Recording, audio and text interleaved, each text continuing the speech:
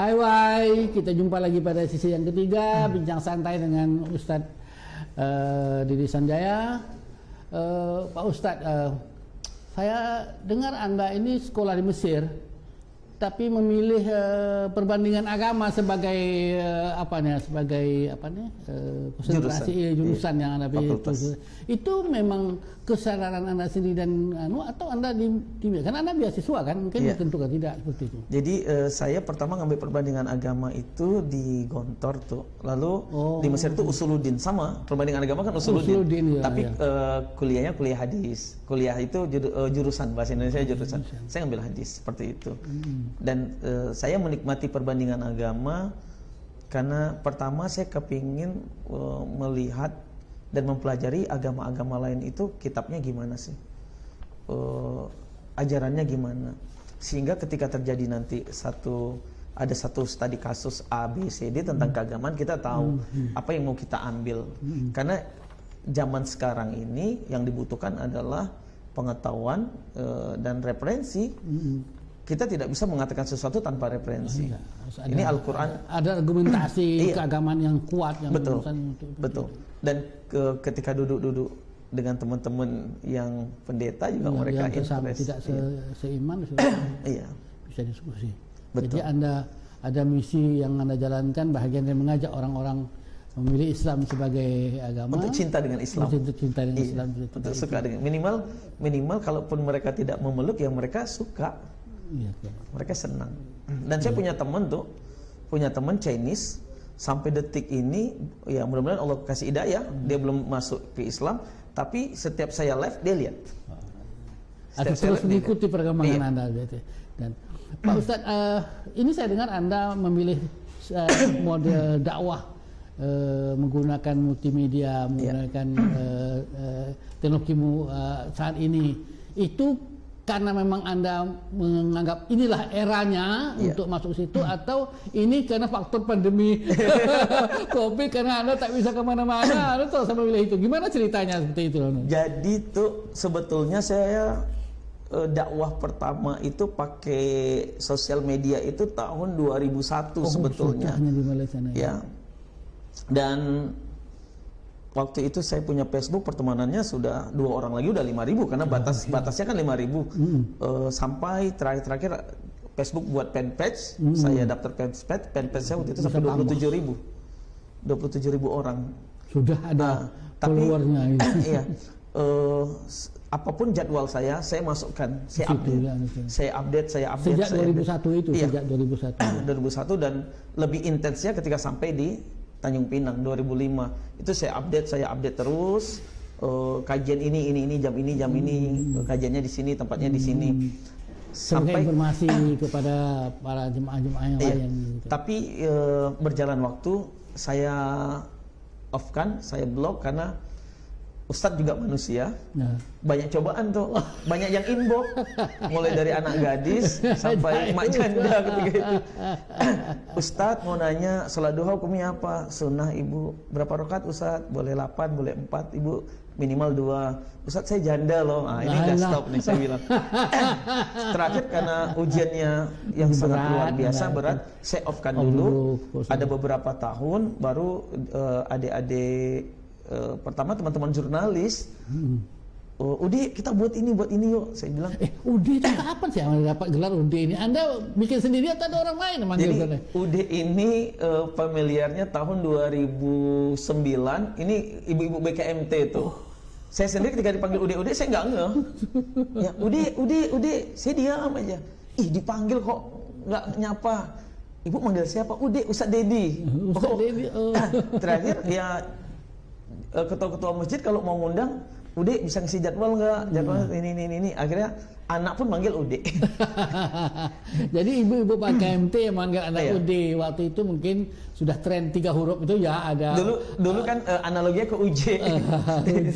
Ude, uas gitu. Oke. Jadi itu manggil. Nanti terus kemudian Anda memilih dakwah dengan multimedia itu seperti sekarang ini? Mulai intens lagi masa pandemi itu. Masih pandemi lagi. Karena kita nggak bisa tahun 2020 saya harus meng-cancel 136 jadwal. Selama 2020 mana awal-awal pandemian itu. Mulai dari masjid tutup.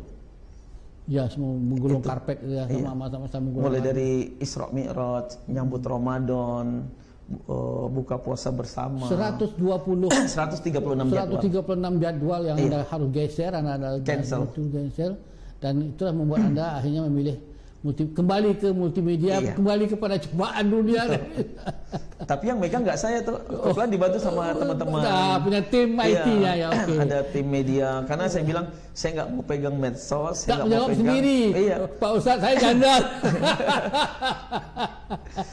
Dan teman-teman IT kita, teman-teman tim media kita nyadarin ketika ngeliat inbox kan setiap hari Senin itu kita jawab pertanyaan kan tuh. Ustadznya ada yang inbox kayak gini, jangan dijawab, jangan direspon. Ya, maklum biasa ada aja yang iseng-iseng seperti itu ada. Dan saya itu bagian dari cobaan hidup. Betul. Juga, bukan hanya Anda saja, Ustadz, kelas lain juga gitu ya. Tapi Anda sekarang sejak pandemi ini konsentrasi ke dakwah multimedia. Sekarang punya follower berapa banyak sekarang? Saya nggak cek juga ya tuh. Saya nggak cek, yang penting ya dakwah. Ya, yang di Instagram Anda atau dari seperti itu, teman-teman. Tapi banyak, alhamdulillah udah banyak tuh. Dan artinya, kita selektif dalam menerima apapun, kita selektif. Dan Anda melihat bahwa efektif dakwah melalui multimedia ini yang dibanding dakwah yang by face.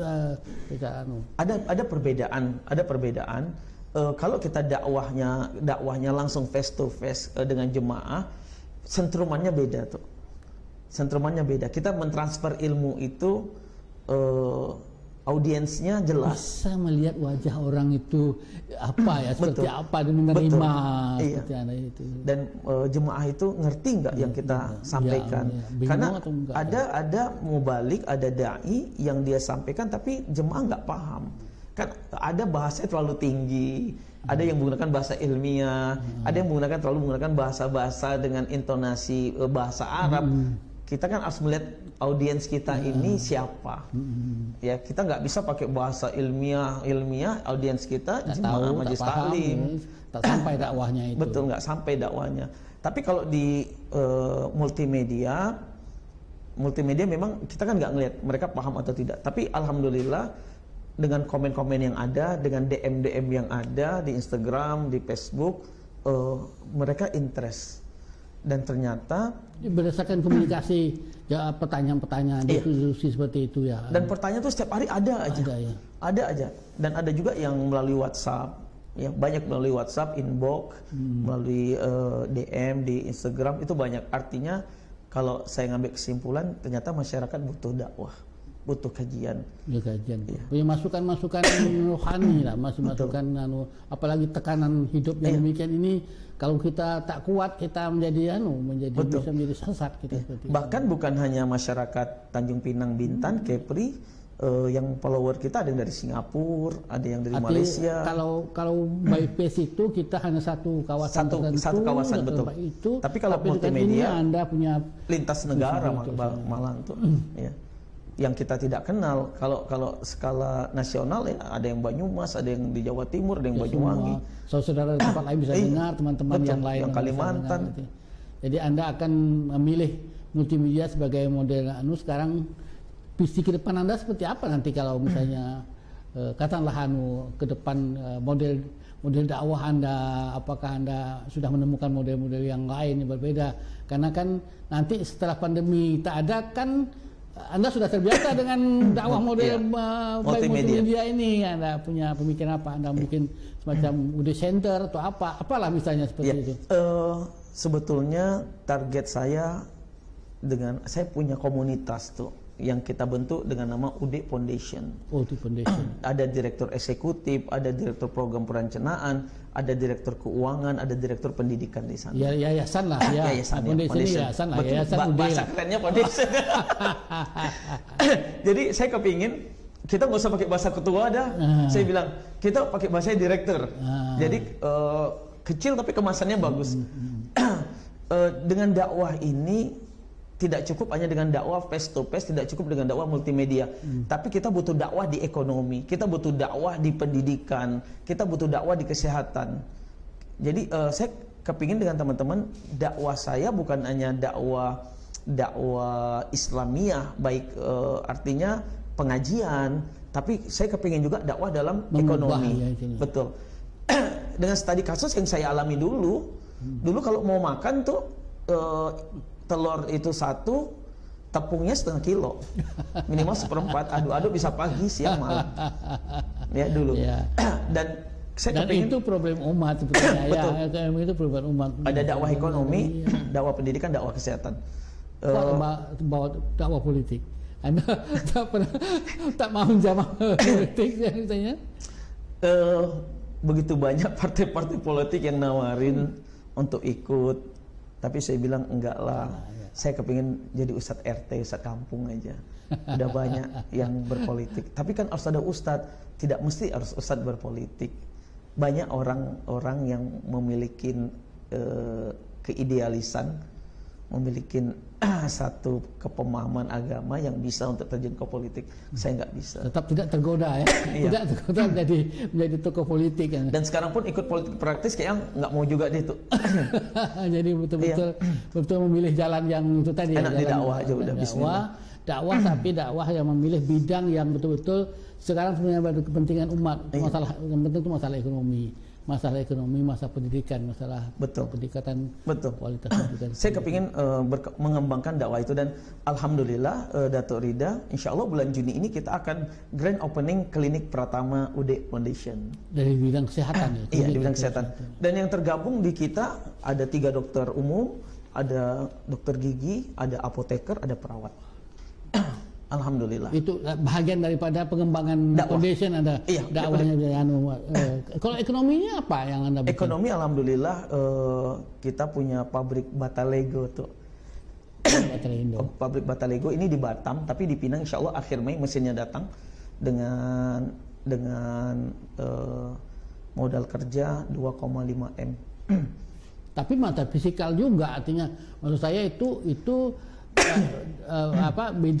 bidang kerja yang fisikal juga. Iya. Anda punya visi misalnya bikin plaza UD di cyber di langit, dan itu orang bisa berkunjung plaza namanya supermarket atau apanya mereknya UD, orang bisa belanja di sana. Anda punya seperti itu? Ada keinginan sampai di sana ada tuh, karena kita lihat bangsa pasar kita dan ekonomi umat ini harus kita kembangkan. Saya selalu dalam dakwah saya untuk menyampaikan kita punya supermarket Islam di sini, Tanjung Pinang. Cuman kenapa kita bergembira dengan belanja di non Muslim? Kita punya Al-Baik. Makanya saya kok belanja ke Al-Baik, saya bilang ke tim-tim media, tolong shooting saya, nampakkan Al-Baiknya. Ada model, ada contoh bagaimana. Saya sampaikan ke Bang Zul, owner Al-Baik, Bang, suatu usaha itu sehebat apapun usaha, kalau kita tidak promosikan di sosial media, di multimedia, nol. Karena masyarakat kita ini eranya sudah berbeda sekali. Jadi saya bilang ke adik-adik, kalian yang punya ada 30-an orang yang intens ikut kita, kalian punya Facebook, Instagram, kalian upload semuanya biar orang melihat. Tim IT yang sekarang bergabung dengan UD Foundation, Anda masih tetap aktif ikut bakers Anda, kelompok ini? Alhamdulillah tuh ada beberapa waktu kita bina teman-teman baker subuhan, dan kita akan buat milenial mengaji. Milenial mengaji, karena sebetulnya dari 2011 sudah terjun di teman-teman milenial. Karena kalangan milenial ini kurang tersentuh dengan dakwah. Ya, mungkin mereka yang menjauhi. Betul. Dakwahnya tempat sini, mereka tidak kalau mereka merapat, kalau mereka di luar tetap aja tidak nyambung ini, karena model dakwahnya statis kan, mesti ada model dakwahnya yang pindah ke mereka, mendekati mereka, jadi dan mereka jadi bertemu pada satu titik kesadaran bersama-sama gitu. Jadi yang saya tanamkan ke kaum milenial ini, bagaimana mereka cinta dengan kita. Cara mereka bisa cinta dengan kita nggak bisa dakwah dengan mereka pakai jubah tuh. Mereka nggak terima. Karena waktu itu ada yang broken home, ada yang terjebak dengan drug, narkoba, ada yang suka miras, bahkan ada yang pecinta sejenis ketika itu. Nah, ini menjadi problem permasalahan para dai sebetulnya, bukan hanya pemerintah, bukan hanya stockholder terkait, tapi peran Islam sangat besar. Dan saya pertama kali dakwah dengan mereka itu pertama kali saya beli celana lepis. Tahun berapa tuh Anda beli celana lepis itu? 2011 tuh. Itu pertama kali saya pakai. Bismillah ya Allah, saya bilang. Meninggal jubah dari Mesir ini. Karena ketika pakai jubah, mereka ada yang ngobrol, ini nggak masuk dakwah gini. Yang metode yang kedua, kita ikut keinginan mereka, tapi yang baik. Saya sering mengumpulkan mereka di Rimba Jaya, duduk-duduk di salah satu kafe, Kanopi waktu itu, sekarang udah ganti. Ya, anak muda ini kan maunya happy, euforia. Ajak duduk di tepi laut, kalian mau makan jagung bakar, kan pesan-pesan. Ya.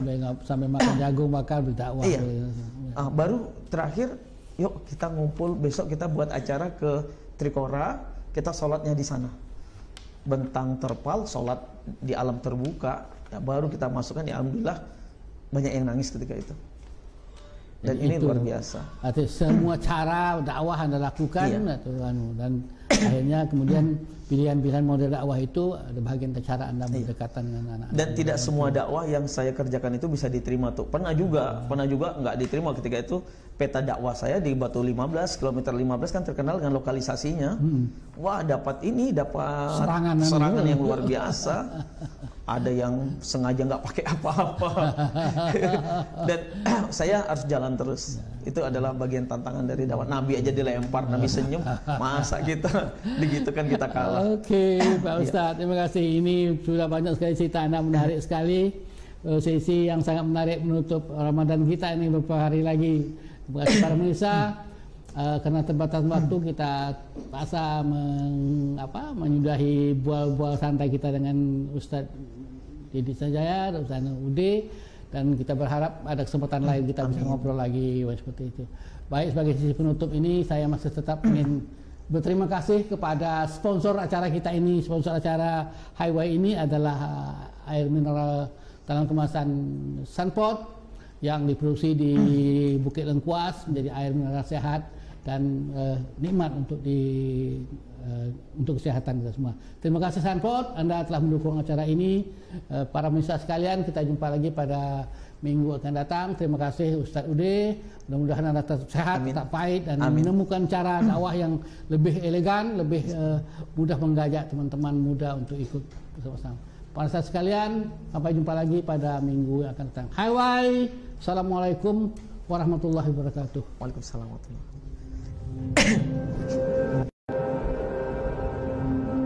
Batin dan puncak cindai.